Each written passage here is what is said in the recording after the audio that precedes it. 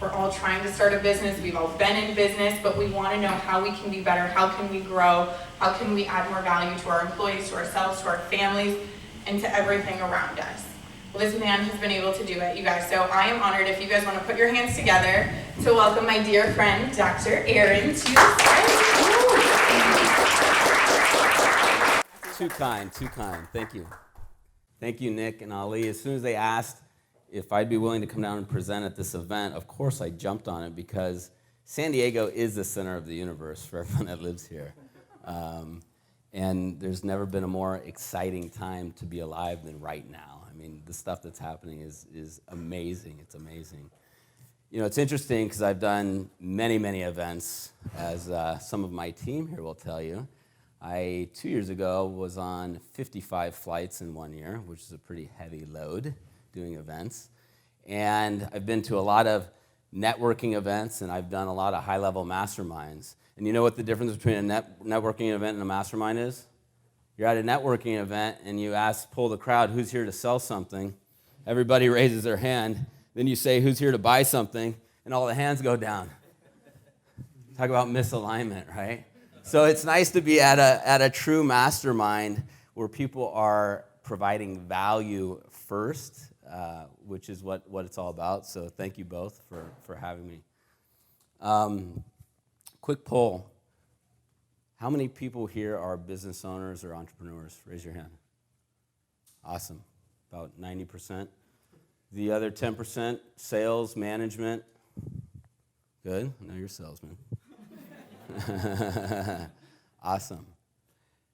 What I'm going to go over this evening, I think, is relevant for you right now where you're at in your business. These are some of the steps that we took to go from $0 to $1 million, which is a big milestone in business. How many people are doing less than $1 million in revenue, annual revenue?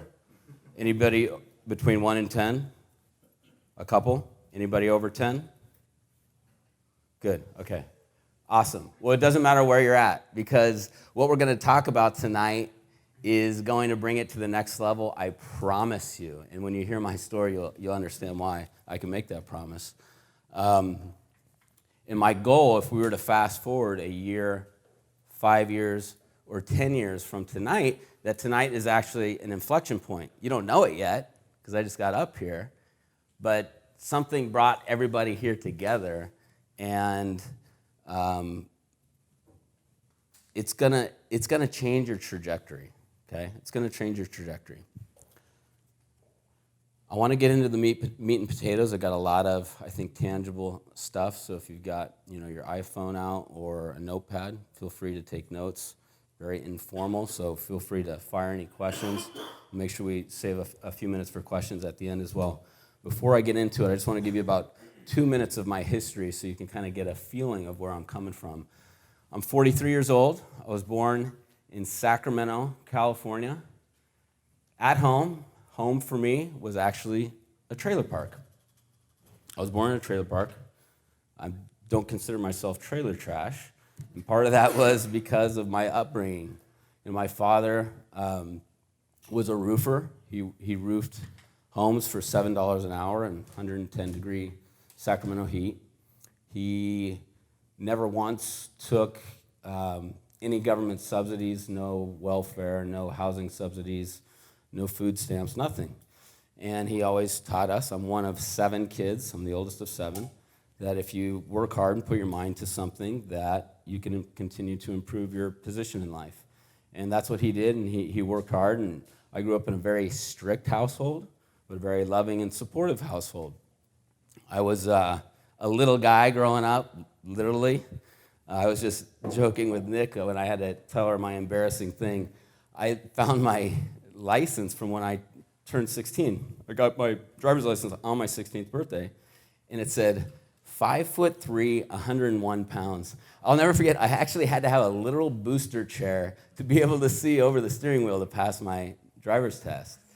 So I wasn't the most outgoing person growing up, as you can imagine, and that was cured, I think, my very first internship in college, my freshman year. Come home, finally put on a couple pounds, which was nice, broke the 5'3" mark, and I think it was up to 5'6" then. And I got an internship at Morgan Stanley Dean Witter, right? Because I'm like, I want to be a stockbroker. And I show up my first day of the internship, the guy I'm working for literally hands me the phone book, and he says, open it up, start at A's, and start dialing for dollars. My name was Chris, by the way, because all his interns, male or female, were named Chris. That way, if someone actually got a lead, it would be gender agnostic. So I started dialing for dollars, and I'll tell you what, there's nothing like dialing for dollars to get over your fear, right, of selling. Because I was always entrepreneurial, always. But I had a fear of selling. I had a fear of confrontation. So if you got any kids out there, you're coaching anybody, put them in a sales position, make them go door to door, make them dial for dollars. It will cure everything. Fast forward. Lots of different entrepreneurial endeavors along the way. I don't call any of them successes or failures because they were all learning experiences. Every single thing that happened to me, I'm convinced, happened for a reason to get me to where I'm at today. It was all major learning lessons, which was very important in my trajectory. Some not the greatest outcomes, some I actually ended up making a little bit of money, but it all landed me with the experience necessary to bring me right here in front of all of you tonight. So thank you. When I landed this morning, I flew in from San Jose. I live in Santa Cruz. Yeah. Santa Cruz, NorCal. I looked at my wallet, and I forgot to get any money out. So I got to have a few extra bucks to tip the Hard Rock Valet and blah, blah, blah, So I went to the ATM machine. I pulled money out, as we all have, right? And I've been working on this concept because the ATM machine, as long as you know your PIN and you've got a positive balance, always spits out money. It's pretty predictable. I believe that life itself is an ATM that will always spit out as much money as you possibly want, if that's what you're looking for, in full abundance, as long as you follow the ATM of life. And I'm going to go over what that is. A is alignment, T, trajectory, and M, momentum. Let's start with alignment. What does that mean? Alignment is so important to start with yourself, okay? Starting with yourself. I often think, what if every action I took, everything I did, was on the front page of the New York Times? What am I doing when no one else is watching? Because it's one thing to have my Instagram face. I'm always having a good time on Instagram, Or my business face, or my manager face, or my entrepreneur face, or my husband face. But what am I doing when no one else is watching, right?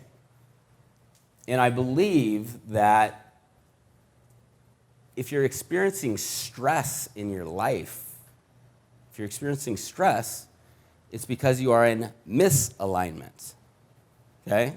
I remember growing up as a kid, I used to watch Bugs Bunny. And there used to be the Bugs Bunny would get himself in some type of precarious situation, and there'd be the little demon would pop up on one shoulder of Bugs Bunny and the Bugs Bunny angel on the other. And of course the angel's trying to tell him to do the good thing and da-da-da, and the devil's telling him to do whatever he wants to do. And the more I think about it, I think that's probably pretty accurate, right? We all have little demons on our shoulder. You're not good enough.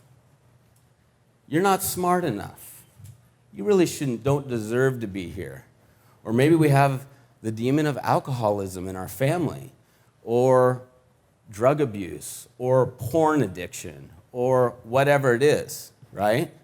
Those demons are constantly talking in our ear. Eat the extra cookie, even though you're on a diet. You don't need to work out today.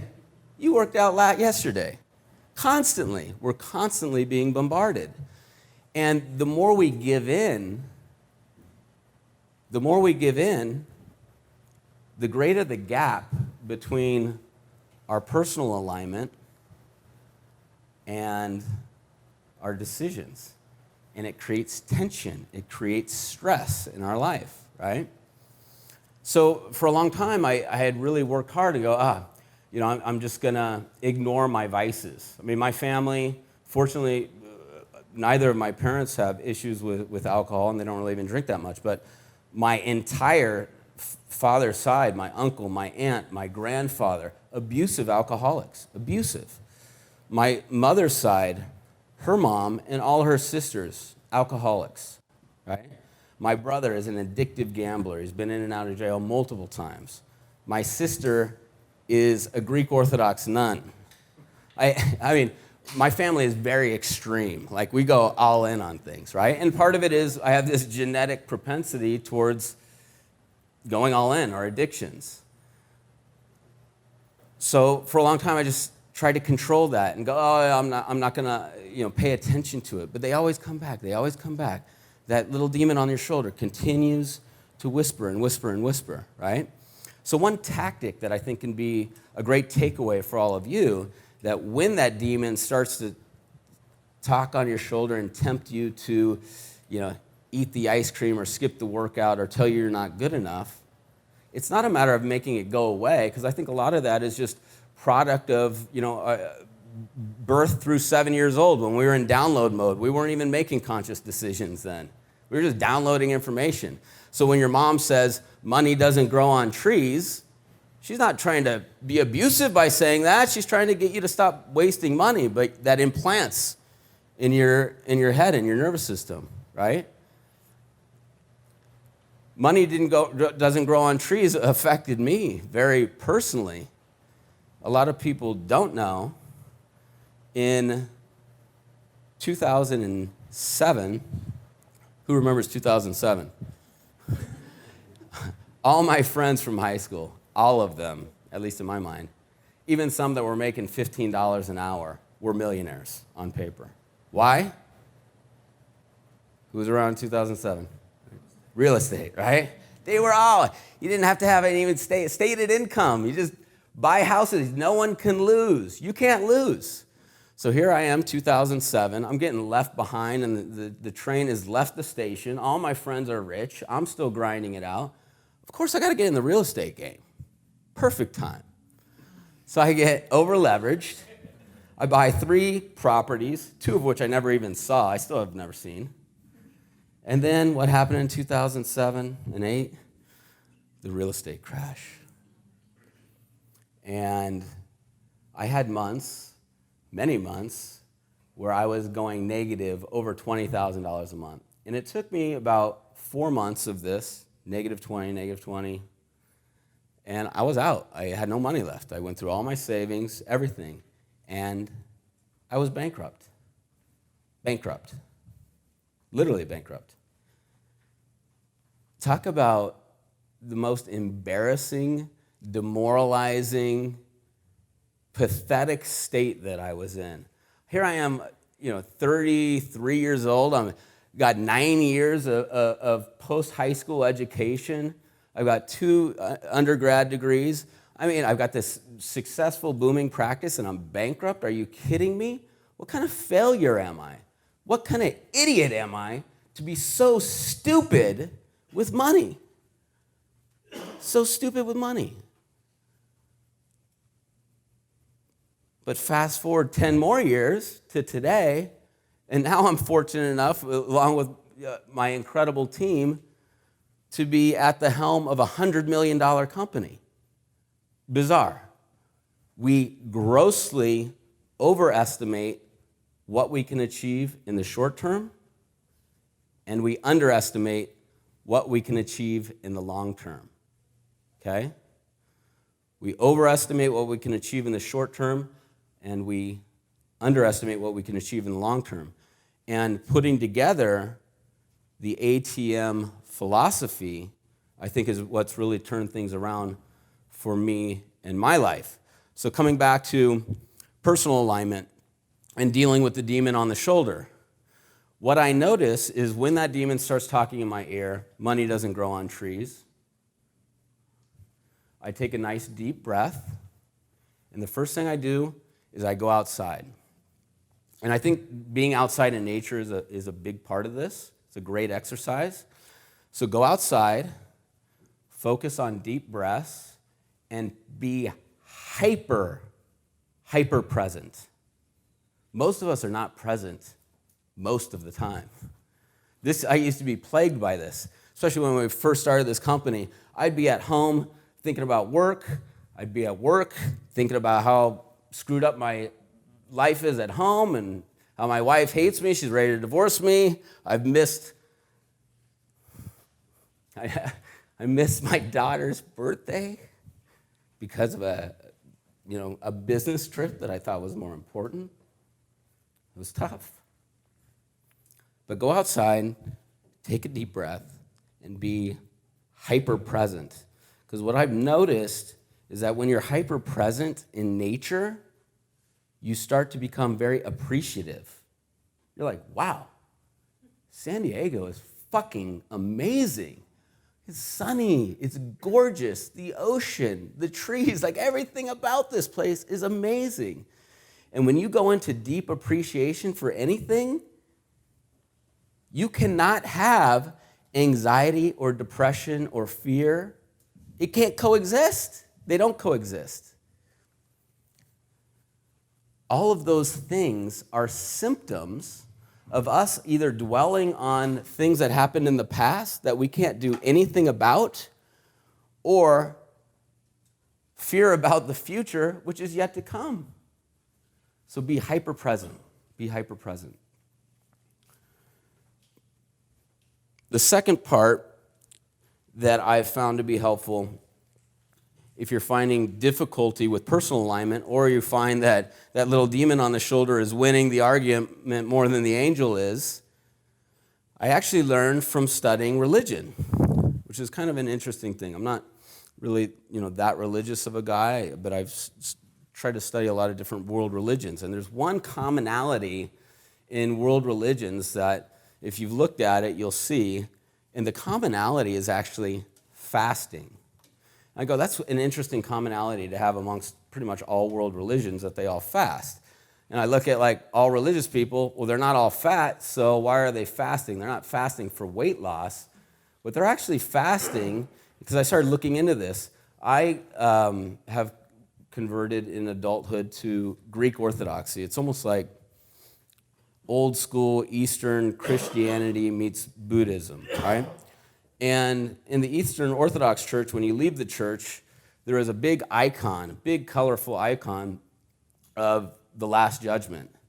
And there's a ladder, it's called the Ladder of Divine Ascent, and it's basically people climbing the ladder. It's like the struggle, right? And you're climbing the ladder towards paradise, and all these demons are reaching, literally graphically in this icon, grabbing people's legs and pulling them off the ladder, and it's showing like this major spiritual struggle for your soul.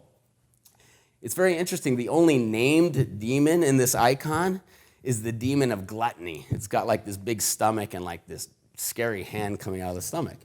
So if you're having trouble taming those demons, try taming your diet first, right? Start with the diet. Like, I'm going, keto right now, which is, I have a sweet tooth. It's driving me insane, but just having that discipline, I know is helping me in other areas. I go off coffee for 2 weeks every year. I love my morning coffee, but I do it just so I know that I can. So if you're having challenges in certain areas of your life, or there's certain themes that continue to repeat themselves, try looking at it from a different angle, and try taking a hold of different aspects of your diet and health that way, and I think you'll see some major success there. Alignment also has to do with your spouse or business partner. How many people are in business with a business partner or a significant other? Anyone? A few? Yeah. Yeah, I know you are. Maintaining alignment with a significant other or a business partner is essential. Ego kills more businesses than anything else. The most difficult time in our business and scaling up, Orion, my business partner, and I, we used to do everything together. We used to do investor pitches together. We used to pack boxes together. We did product formulation together. We wrote marketing campaigns together. We took the trash out. Everything. And there came a point in time where that's just not scalable. And so him and I had to sit down and have the most difficult conversation of our partnership in dividing up the business according to unique ability. What are you the best at and what am I the best at? And nobody likes to let go. I mean, I look back at it now, I'm like, what the fuck was I doing in accounting? I hate accounting. I changed to an econ major from business just to get away from accounting. I hate it. I detest it. And I suck at it. You know, I don't like logistics. I don't like dealing with investors that much, right? That's all his expertise. But it took that difficult conversation and us really focusing on where our unique ability lied. But for me, I deal with product development, sales, marketing, and customer service. That's my unique abilities on my side of the business. Having that alignment is so important. If you have a girlfriend or a boyfriend or a spouse that you're not aligned with and you're trying to start a business and go strong to the whole, good luck, it can't work. It cannot work. Back to 2009, when I was in bankruptcy, fortunately, I was able to maintain my practice. My practice was doing great. I had, great income coming in, so I was able to maintain that. I lost, obviously, all my assets, but I started working. And right before I went bankrupt, the one property I kept was a property we were living on. Well, we bought, Lorelei's been to my house, and we bought 6 acres in the Santa Cruz mountains off the grid, literally off the grid, in the middle of the jungle. And I parked a trailer, 400 square feet, on the property, no power, no electricity, right? No nothing, and said, honey, we're just gonna do this for a few months, and then we'll start building a house on the top. Ocean views, gorgeous, right? Well, I went bankrupt, so that kind of killed my loan possibilities. And so we are literally boiling water on the stove, pouring it in the bath, taking baths with like 2 or 3 people with that much water in it, eating out of ice chests for months and months until I could save up enough money to put solar in and then a generator and have a little bit of power coming in. But could you imagine me coming home every night and then I sell my chiropractic practice because LifeAid starts to get a little traction, right? And my business partner and I are like, wow, we got something here. Let's sell it. He was a certified financial planner. Let's sell these practices and go all in on this drink company. We did it way too soon, but thank God it is working out. So I sell my practice and I'm like, we're not bringing in any income from LifeAid, but that's okay because I sold my practice and the guy who bought it is making payments to me. Well, in 6 months, he turns my golden goose into a total dog and he goes under and stops paying me.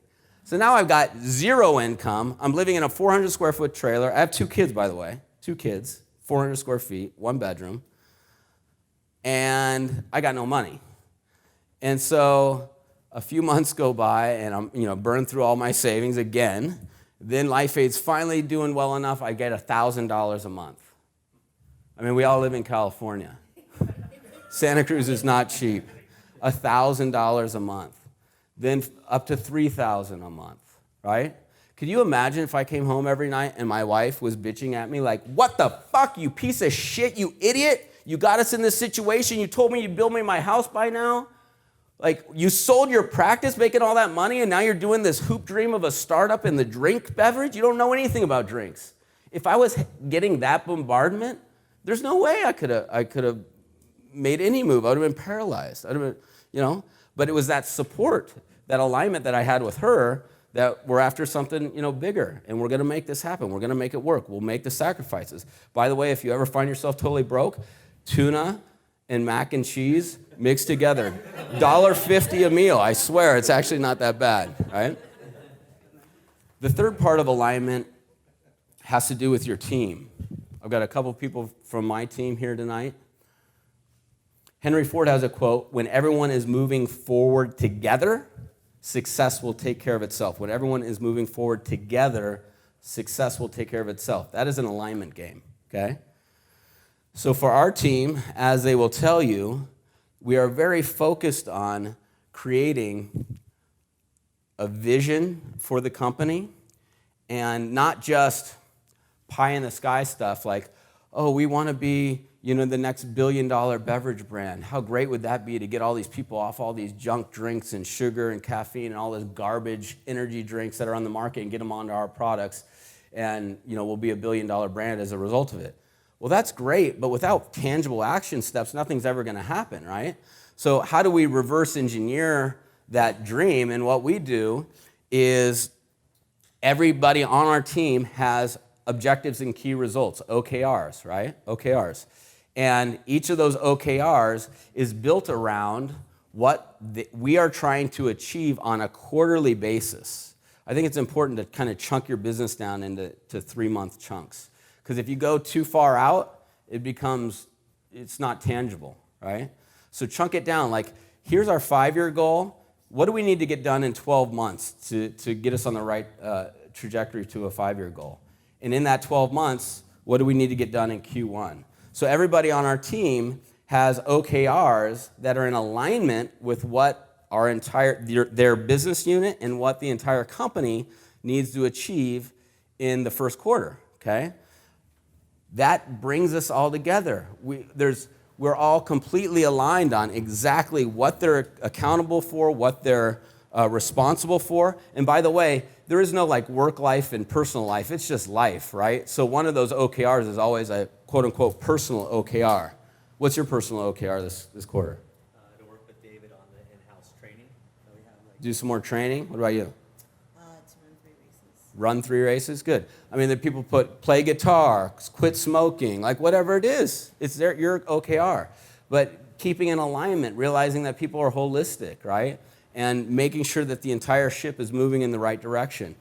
Our team's also incentivized to complete those OKRs. Part of their financial bonus is around completing those OKRs. When we, as a team, complete 85% or better, we take everybody on a fun trip.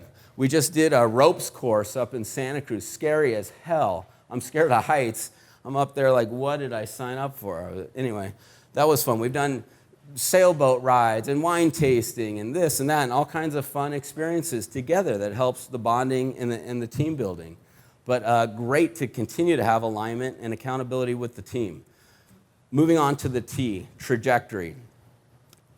There's quite a few younger people in here. One thing that I've noticed when you're in your 20s, the concern is much more on velocity, how quickly things are happening, than on trajectory, the direction that they're going in. And one thing I've learned in my 40s, trajectory is much more important than velocity, okay? When I was in my 20s, I thought this was trajectory. Now that I'm in my 40s, I realize this is my trajectory. Right? Who's with me? Yeah. And this point, and this point, and this point, all these inflection points are actually major challenges in my life. When I was in my 20s and even my 30s, bankruptcy, this, that, the other thing. Why me? Why me? I'm a victim. I'm running away from these obstacles. And then I realized the obstacle is the way. There is no getting to here without going through that obstacle. So how we frame it, how we start thinking about challenges and obstacles in our life is so important, because once you get an obstacle, you're like, thank you. This is exactly what I need to get to the next point in my life, right? To open up the next chapter. Super, super important. The last thing I want to talk about today, actually, I want to back up one real quick. Do you know what this is called along this trajectory? This is called the ride. And I'll tell you one thing all of my mentors have told me, to make sure you enjoy the ride. It used to drive me insane. Enjoy the ride, enjoy the ride. Fuck you got $10 million in the bank account. Enjoy the ride. I'm fucking broke. Enjoy the ride? I'm eating macaroni and cheese and tuna for the 8th night in a row. Enjoy the ride. Then it dawned on me. I woke up one morning just bitter, and I'm like, why are you bitter? There's one life. We're entrepreneurs. When we reach this imaginary end of the rainbow, it doesn't exist. There's going to be something bigger and better and greater. It doesn't exist. You have to learn to enjoy the ride. So here's an exercise I do frequently. And if you've got a pen and paper, I want to just take 2 minutes and have you do it as well, okay? It's an exercise I learned from one of my mentors, Dean Jackson, brilliant marketer. And the exercise is I want you to write down, I know I'm being successful when. I know I'm being successful when. I know I'm being successful when I paid off 260 grand in student loans. I know I'm being successful when I paid my property off. I know I'm being successful when I got to spend a month in Kauai last year. I know I'm being successful when, and figure out what that is for you. Because guess what? You're already living success. You're already living it. It's not an imaginary end of the rainbow type of thing. It's something you're experiencing on a day in and day out basis. You just got to remind yourself of that, okay? Last but definitely not least, alignment, trajectory, momentum. If you've been around the block a few times, you know that momentum is so much easier to maintain than it is to create. In physics, there's something called the coefficient of friction. Basically, it says it takes more energy to put something in motion than it is to keep it in motion, right? When you have momentum, harness it, keep it. In business, I always use the analogy, you should have 10 poles in the water. 10 poles in the water at all times, okay? Our sales team knows that we will continue to communicate with a lead and provide value to the lead until what? They what? Say it. Are we doing buy, Yeah, die? yeah. Buy, die, or fuck off? That's right. Buy, die, or fuck off. Those are the 3 options, right? So we will continue to send them free samples. We'll buy them tickets to concerts. We'll call them. We'll email them. We'll stop by their office. We'll do everything we can for years and years and years until they buy, die, or tell us to fuck off, all right? Those are the only 3 options. So figure out what your 10 poles in the water are, you know? Go old school if you have to. Handwritten notes. Like everyone's like, I get bombarded. I mean, I get 200 emails a day, people trying to sell me shit. 99% of them send one email, and when I don't respond, they move on to the next lead, right?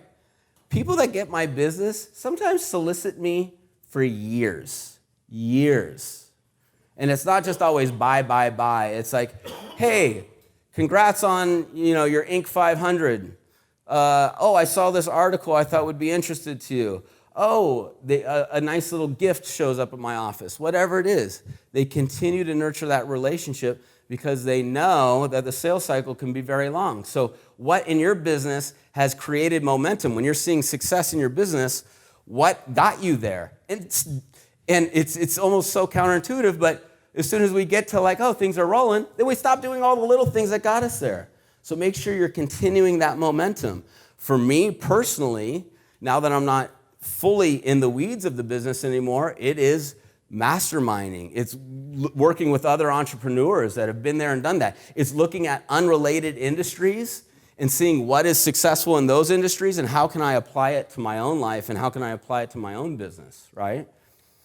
So work on that unique ability, capture that momentum, and keep that momentum going, and figure what 10 poles do I need to have in the water to constantly be catching fish and constantly keep that momentum going. Does that make sense?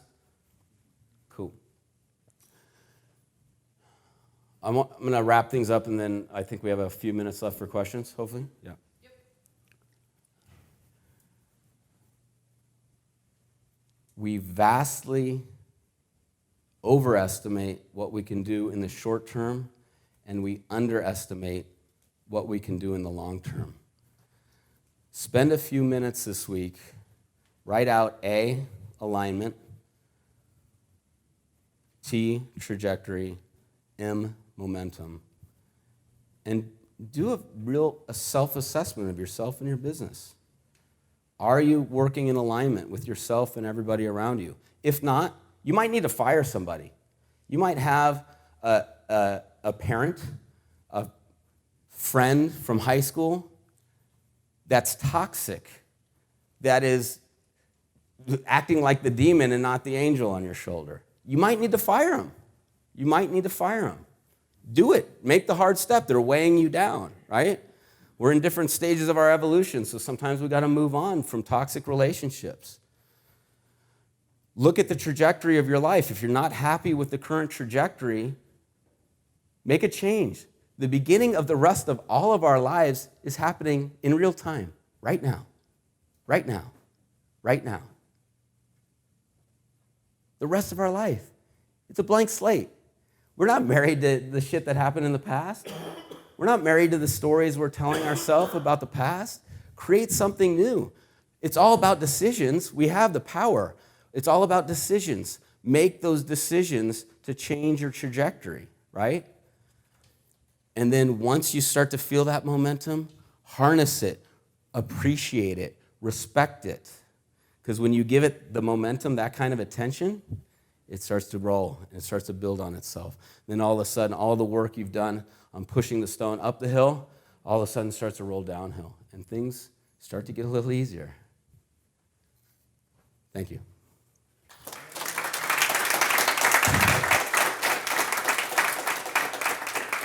Does anyone have any specific questions, tactical? Yeah, well, I don't know if it's tactical, but I think it's so interesting how you ended up moving like more like holistic and being more present and mindful, and that was the game changer. So what happened in your life that is there like that inflection point that you're like, oh shit, this is the when I learned to be more within myself and create than trying to force everything like most young entrepreneurs do? Yeah, I think, I remember taking a walk outside and just feeling the weight of the world upon me and just being so stressed and just upset. I'm upset that my, marriage isn't going the way I want it to. I'm upset that she's upset with me, that I'm not being present as a father. I'm upset that the business isn't getting the traction that I think it should be getting. I'm upset that we're running out of money. I'm just in full victim mode.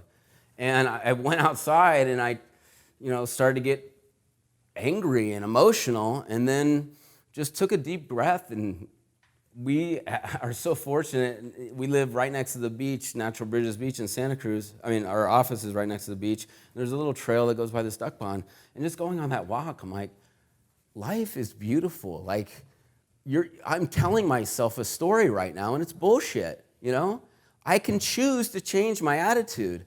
I can choose to be fully present with my wife and kids, even if it's for 15 minutes a day, because it has nothing to do with time. Right. Nothing to do with time.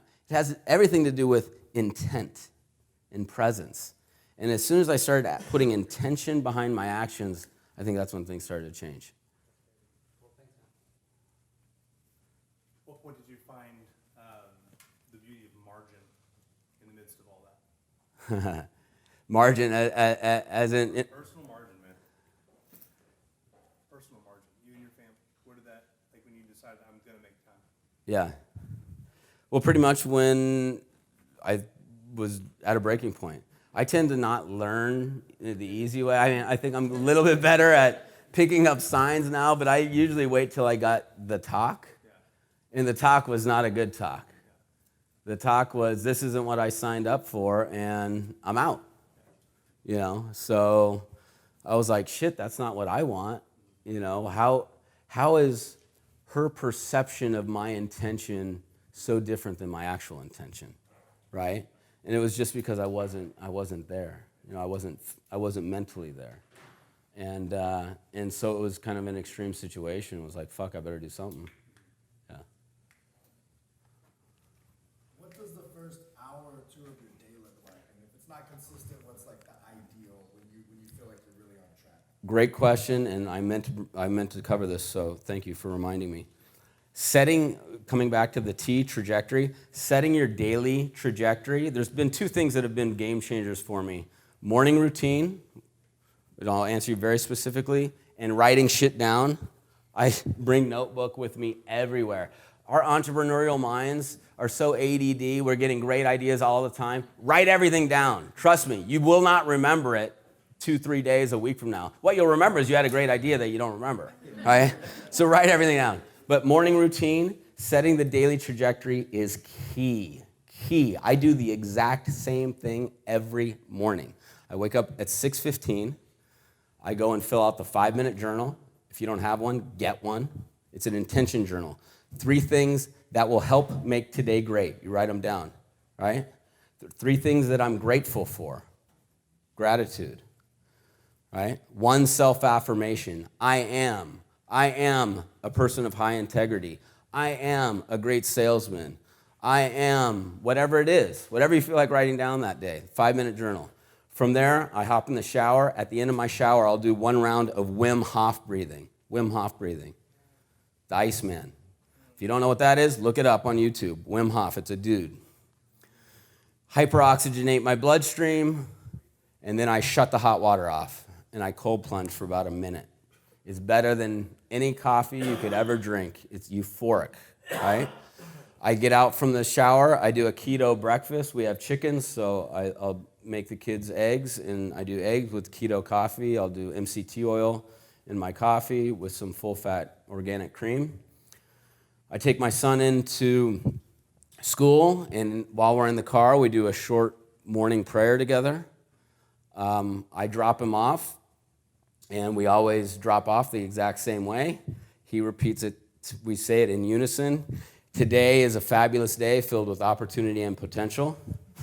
That's a weird thing to say. It is a weird thing to say. The reason I say it is because back in my Cairo days, I went to a Mastermind event one time, and Marshall Silver was there. Marshall Silver is the world's leading hypnotist. So I'm like, I'm fucked up. I better go up on stage, see if I can straighten this out. I'm not hypnotizable, first of all, so I got kicked off. But I saw Marshall in the bar afterward, and I couldn't help to notice the guy had the most ridiculous Rolex on. The whole thing was covered in diamonds. Covered. It was like blinding to look at. And I buy him a drink. I start bullshitting with him. And Marshall Silver's been on David Letterman and a lot of TV appearances and everything. I said, what's something tactical I can do? He goes, if you want to be $1 million richer 5 years from now, start every day with today is a fabulous day filled with opportunity and potential. And I have done that for the last 15 years straight every day, right? So then I drop him off. We say that together. And then the office is right by the ocean. So I drive back to the ocean. I put the windows down. I recline my seat. I do another round of Wim Hof breathing. It puts me in a deep meditative state. When I come out of the breath hold, I just keep my eyes closed and I just breathe for a few minutes. I get out of the car. I stretch my calves. I do a couple yoga stretches and just look at the sun and the ocean. Right before I left, so what is today? Monday? So Friday I saw dolphins out in the water right in front of me. It was awesome. And I do some yoga stretches and I just appreciate everything in life and where I live and just put out appreciation to the universe, and then I go into the office. That's my morning. But have a morning ritual, whatever it is. Borrow parts of mine, borrow from other people, try a lot of different things, but do something to set that morning trajectory. It's a game changer, trust me. Is the yoga poses the workout, or do you have another workout? No, we're fortunate we have a full gym built out at LIFEAID HQ. So we do a CrossFit workout, and I usually work out with some guys and gals at the office after work. Yeah. Chris. What are some tips to prevent feeling overwhelmed? Because when you're in a momentum, you're just going to have so many activities like phone calls, hiring people, customer service issues. Yeah, good question. But you To still prevent can't overwhelm. delegate, Yeah. Delegate. You know, remember I said, I'm serious. Like when Orion and I had that difficult conversation and separated out the business, it wasn't comfortable. Nobody likes to give up responsibility. I'm not going to be as valuable to my company anymore if I'm not doing all this shit. Most of that shit you shouldn't be doing anyway. You're probably not even that good at it, right? Figure out what you are so badass at that nobody else could even compete on you and go all in on that. Don't try to fix your weaknesses. Go all in on your strengths, you know. Anyone else? Yes, ma'am. What do I look for in employees?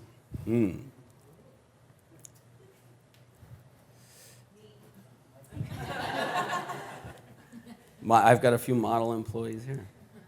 Team members, we call them. We're not employees. We're all on the team. You know, we're fortunate we've got a big list, and I think that's something else very tactical. Like, regardless of what business you're in, the value is not in our beverages that we put out to the world. The value is in our list, in our tribe, our community. So list build as much as you can, regardless of what industry you're in. List.